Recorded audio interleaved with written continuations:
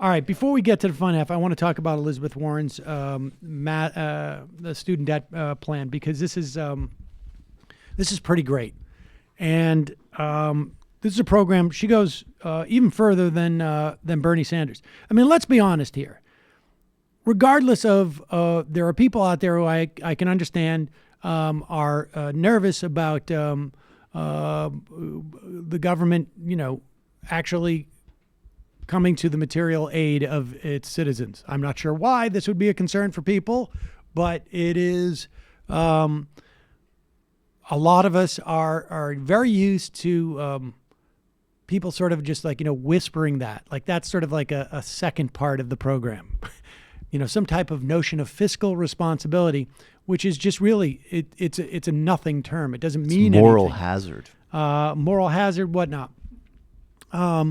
But there are really only two people who are presenting any type of plans in this race that are in any way moving things forward away from what Trumpism and Republicanism is. I think everybody is on the same page. We should be very strongly anti-Nazis. We should be very strongly anti-bigotry. I don't think there's anybody in the Democratic Party who wouldn't agree with that statement. I think some are better than others on things, particularly sexism. But broadly speaking, the only thing that's left is who is thinking about the problems that Americans face and offering solutions. And really, Bernie and Warren are the only two who are doing it. And I have to say that Warren is outstripping everybody in terms of what she's proposing, both in terms of the scope and the number of things that she's thinking about. She has come out with a plan that not only calls for one free or a system of free university college in every state, public college. They exist already. It's just a matter of funding them. Some of them are bigger systems than others, depending on the state and whatnot. And certainly they were more or less in existence 35 years ago, 40 years ago, at least in many states. But what this plan would do is it would cancel $50,000 in student loan debt for every person with a household income under $100,000. And then it's basically like a sliding scale. It would give substantial debt cancellation to every person with household income between $100,000 and $250,000. And anybody making over $250,000, it would not relieve their student debt. So it would basically take care of 90 to 95% of student debt in this country.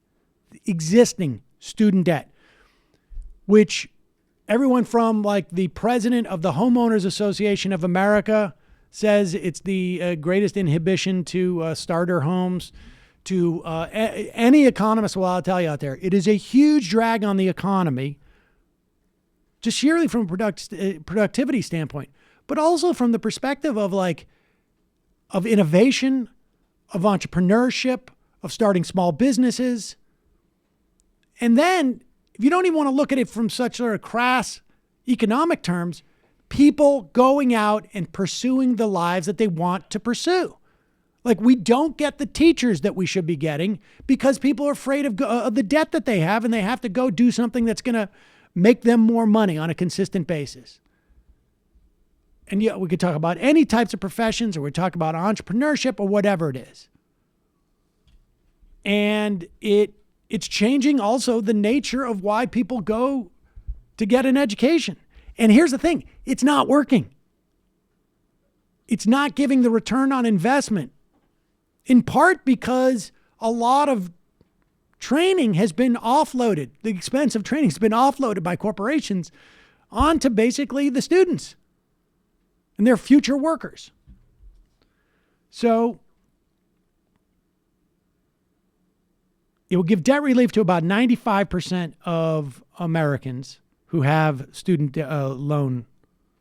75%, it would be entirely forgiven. It would make public 2- and 4-year institutions tuition free. It would expand Pell Grant funding to go toward additional college costs like housing, transportation, food, and books. And this is really big. It would cut for-profit colleges from receiving any federal funds. That includes federal student loans or military benefits. That will do so much to undermine that whole thing. It will make it disappear overnight. It'll disappear. That's amazing. If you know anything, and you can go back to listen to the interview I did with Trustee Cotton, Macmillan Cotton. Something like 90 to 95% of the for-profit universities get their, or I should say, something like 90% of the revenue that for-profit universities get come from taxpayer-funded student loans that then these students rarely see a return on their investment, end up dropping out of the program. These programs are geared towards just holding them through their second payment, which is the largest, which then is the majority of their student loan payment. And that's when the return on investment in terms of holding the students starts to drop for these institutions, businesses. And that's why under the Obama administration, when they started cracking down on the accreditation companies that would accredit these other companies as being colleges and universities, you saw like ITT go out of business overnight. Because once the accreditation, which allows you to get a student loan, gets revoked, student loans can't be spent on that university. They go out of business because they're completely funded by the government in that respect. And there's very, very little data, and all they do is collect data at these schools, believe me, that shows that there's a significant return on investment.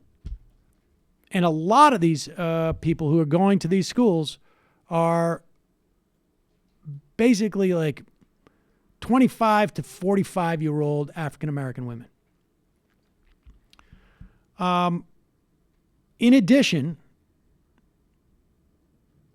and they make the point of saying that the majority of students who attend for-profit colleges default within 3 to 5 years after they begin repaying what they owe.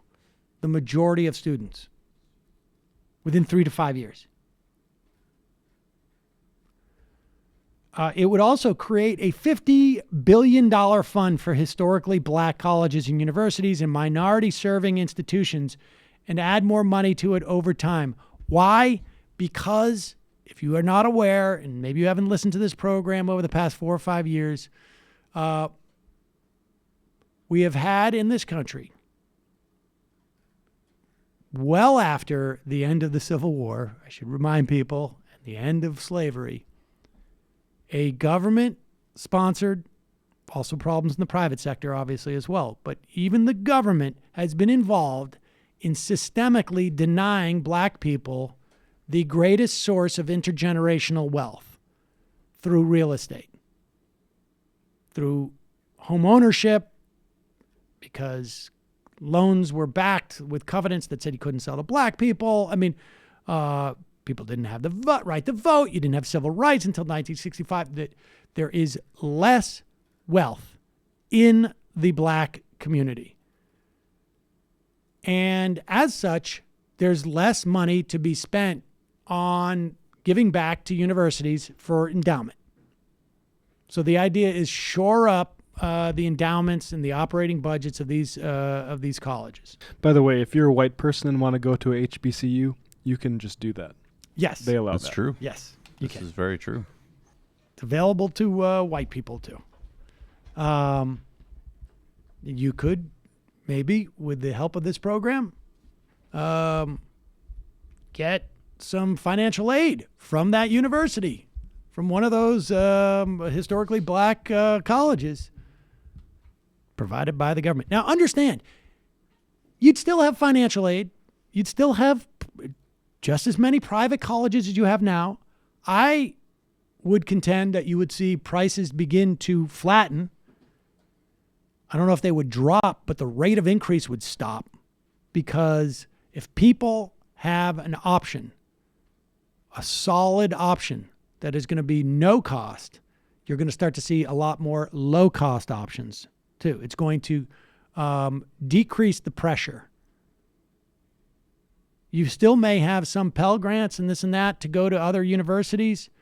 If you want, you still probably would have college loans that might be available in some fashion or another. Maybe government loans, maybe private ones. I'm not sure. If you want to go to a university that is not free or whatnot, there'll be options. Now, where does the money come from? Well, we could just print it. But Elizabeth Warren understands that there are people who are concerned that we need to have pay-fors. She has a proposed tax on America's ultramillionaires and billionaires, which includes the 75,000 wealthiest families in the country. 75,000. Those making over $50 million. That's nuts. That's nuts. It would put an annual 2% tax on the wealth above 50 million and a 1% tax on wealth above 1 billion. Now I know. I hear everybody bitching now. It's like, what? Are you kidding me? I got to pay $1 million a year and I'm left with only $49 million in wealth as I'm generating God knows how much money.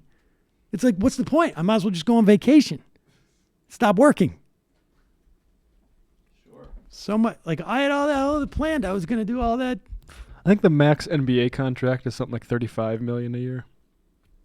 I mean, it's just, I don't even know why, like, this is even, the idea that we don't already do this is just obscene. The Warren campaign estimates this would raise $2.75 trillion in revenue over 10 years, meaning her debt forgiveness and universal education would cost less than half of the total revenue raised. And that tax she proposes is so that she has created a fund to fund the many proposals that she's offering. The best argument I heard, and best as in the most laughable, was like, it's a slap in the face to people who've paid off their loans. Yep. You recall all the people who were upset during the Great Depression when the FDR supported mortgage payments. Slap in the face. People, slap in the face. And let this be a slap in the face for all those who've been financially responsible. Suckers! Here's a slap in the face. When I went to college, it was like $15,000 a year. Right. How about the slap in the face that's coming to me when I got to send my kid to college and it's $55,000 somebody a year? told me it was $75,000 to go to NYU. Yeah, well, I believe that. Yeah, NYU is could be on the upper reaches of that racket. I was having this conversation with somebody and I was like, wait, what? What? Woke a mile up in a sweat. Oh, Dad, what is it? You're not going to NYU. Practice your goddamn singing. I'm already training Saul to fence. That's what I like. I read somewhere that like you get a fencing scholarship. That's a good obscure one. Exactly. Yep. You got to find something narrow. Yep. And he likes pirates. Should learn, he likes pirates. Fencing and like Ukrainian or something. Alternatively, Elizabeth Warren becomes president and she convinces the Senate. I mean, the beauty of these proposals, and obviously, you know, anybody can come up with any proposals as a presidential candidate, and they can't guarantee delivery.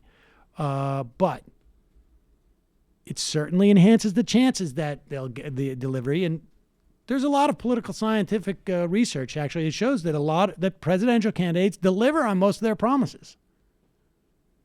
And, you know, we have seen what a Republican Congress is willing to bend themselves into a pretzel to provide for Donald Trump's, you know, everybody's going to wear their underwear on their outside, and only white people can drive, you know, pronouncements, essentially.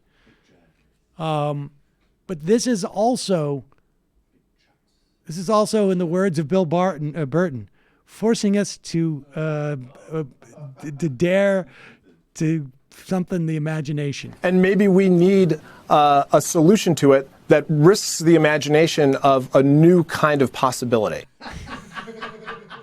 Actually, I was thinking of the whole time you were explaining that excellent policy set of how upsetting it was going to be for Howard Schultz.